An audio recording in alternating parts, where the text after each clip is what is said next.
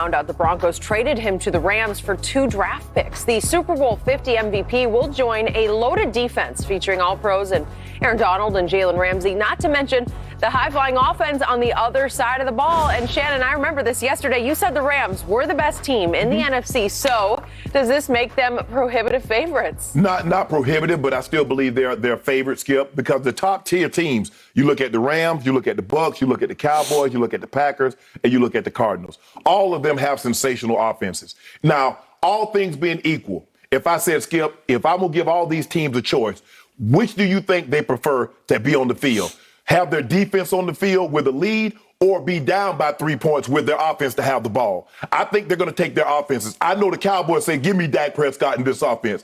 Tom Terrific, who's been in this situation 1,000 times. Yep. And I think this is the case. Now, he's not the Von Miller that won Super Bowl MVP.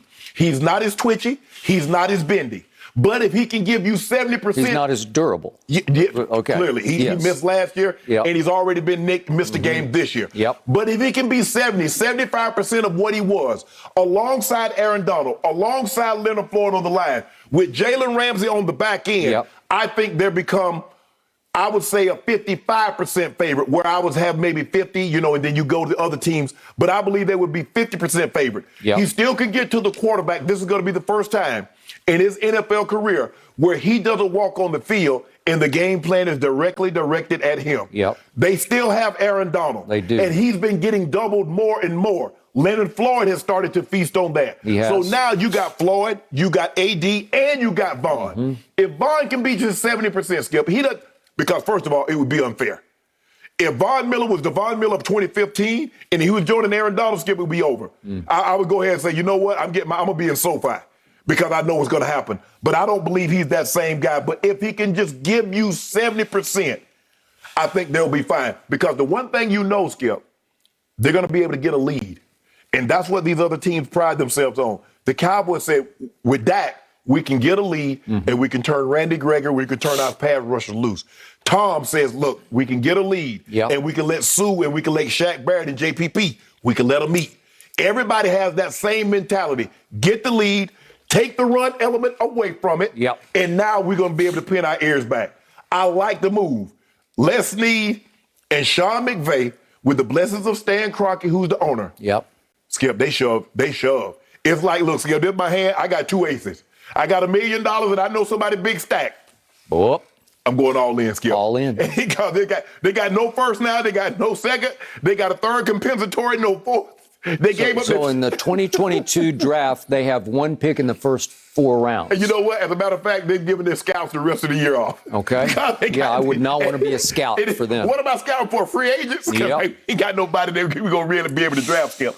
But I like it. I like their Skip. This is not the first time that they've gone for it. They're going to go for it. If they get close, and they believe they are, they says they're throwing caution to the wind. But it also tells me all this stuff, the cap, we can't go. Somehow, I understand that Stan Kroenke got a lot of money. But it's amazing how they find money when they want to, and Skip. Now, the thing is, the Cowboys, the Broncos are playing, $9 million of the $10.5 million left. I couldn't believe that. They're paying almost all of it. Basically what they paid for, they bought a second-round pick. Because basically what they got for Von Miller was a third-round pick. They're paying $9 million, so basically you spent $9 million on a second-round pick. That's a pretty good deal, I would say. That's a pretty good deal. Yeah. And they might be getting some ammo for, there's a guy that's in Tech, that Houston, that's still, so. Oh, I thought you were going to say the guy in Green Bay, maybe. The guy in Green Bay might be available. The guy up in Seattle might be available. Might be. And the guy we know in Houston is available. Okay, I'm going to first second your emotion about Les Snead, and if you want to throw in the coach and the owner and everybody else, I applaud. It is all-time, all-in. Never seen anything quite like it before, and it started with Jalen, obviously, because they just said, we're going to go get him, and we're like, damn the consequences. Whatever it costs, we're going to go get Jalen Ramsey because he's the best corner in football, and he's a dominator and a destroyer and a life changer. So you already had one in the middle of your line. Now you got one at corner, and now you got one who used to be in Vaughn.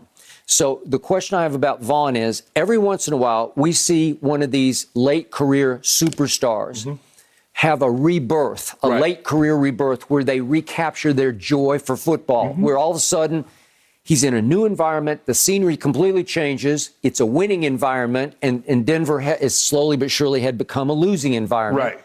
And all of a sudden, you are completely revitalized. You're in L.A., baby, and it's palm trees and it's eucalyptus smell. And all of a sudden, you say, I feel so much fresher.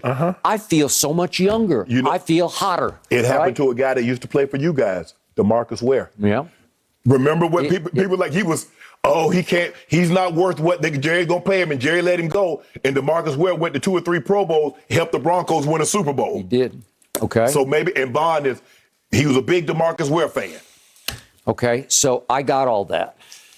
But I'm going to stand by what I said. I still believe the Bucs are going to win the NFC. Okay. Because I still say they have the best defense because they have the best defensive coordinator in Todd Bowles. He is all-time. I won't say he's the best in football because I'll still give Belichick a slight nod because he is the coordinator of that defense, and he is really good at the defensive side of the ball.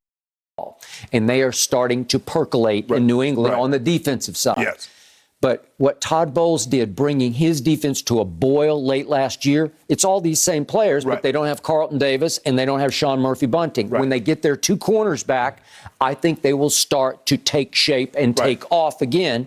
And they got to get the 2 edge rushers flying again, but they kind of save themselves. They're older players, and they wait until the stretch run, and then here they come. So I'm not going to rule them out as having the best defense in the NFC and ultimately the best team. That might be the case, Skip, but you know it's hard to maintain that level of dominance on the defensive side of the football. After you've won it all. After you won it all. I mean, I got it. We've never seen anything. Only the Chicago Bears, 85, 86 was better than, if you can believe that, 86 was better than the 85 Bears, but the Bears won the Super Bowl that year, so they get all the credit. Okay, and I'm not ruling my Cowboys out of this because of the one man you mentioned. Randy Gregory right now is slightly more valuable to me than what I've seen of Von Miller. Oh, yeah. Okay? I'm not Listen, arguing that. I told you before the year, Randy Gregory's going to have a breakout Pro Bowl season. Right. And all he has done over the last 5 weeks, 3 times, this is your favorite website, Pro Football Focus, but they pick an all-weekly, all-NFL team. This is the cream of the crop for the week. They grade all the tape and they say, you're the best at your position this week. 3 times in 5 weeks, Randy Gregory has made the first team, all-weekly team as an edge rusher. Right. Something's going on there. Right. Oh, yeah. Well, he's breaking out, man. Right. He's becoming a force. He's becoming almost unblockable off the edge. Skip, why do you think Jerry Jones waited 2.5 years for this man to get his life together? I got it. When you wait that kind of time, you know what you have. They've seen this guy. They watch these guys in practice, and that's why it's hard for me to be critical of a team when they have information that I don't have. Yeah. When they like, why don't they just let him go?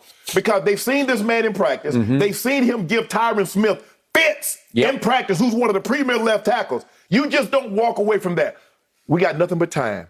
We don't have to pay him, Skip. Okay. Let's let him get his life in order. So the Cowboys took a second-round flyer on Randy Gregory. Who had issues in college. He had issues in college. They took a second-round flyer on Jalen Smith, who had only injury issues, not the drug issues. And they said, we'll just see. And they got a Pro Bowl year out of Jalen Smith. And then he just sort of hit the wall. And I don't know, I'm going to knock on wood for him that he finds himself in Green Bay. I don't know that it'll happen. But it took a long time for Randy Gregory to figure it out on and off the field. But so I'm going to knock on wood for him. He had to figure it out on the field. He had to get his life together off the field. I'm saying. But it seems like he's got some plan where it's working, where he has a support system. And here he comes. So I'll take him slightly over Von Miller right now. But I hear you because, look, the Rams are already first in sacks and number 1 in pressure percentage. So they're already pretty great. And if you can get anything out of Vaughn, it's icing on that cake because all of a sudden, and to your point, he's going to get single blocked. It's just every time he's going to get single blocked. It's going to be a new life. Exactly. And Skip, you got to realize Leonard Floyd is there because people in Chicago thought he was a bust. And look what he's done. Look what he's gone to a new place and boom. He's been a premier edge rusher for the outside linebacker position. Okay. So maybe you're right. Maybe Vaughn has new life. He had a tumultuous offseason. He does have a new baby now. That seems to have brought him serenity. I hope so. I just hope he can get back to being the Von Miller. I don't know if he'll ever get back to 2015 because he was as good as we had at the edge rush position. Okay. But if he can be 70% of what he was with Aaron Donald and Leonard Floyd, with that, and they don't have to hold up nearly as long. All I know is what he did to Cam Newton in that Super Bowl, that was Lawrence Taylor stuff. But he started off in the championship game against Tom. Did. Well, he did. he was just couldn't block because he almost did the same play to Tom Brady, but Tom held on to the it. ball. Okay, I got it. All right, now I get to the bottom line of this discussion. I do trust Tom Brady at quarterback, albeit given the pick six that ended the game virtually the other day. But I still trust him at quarterback at age 44. I trust Dak Prescott at quarterback whenever he returns to play quarterback for my Cowboys. Okay.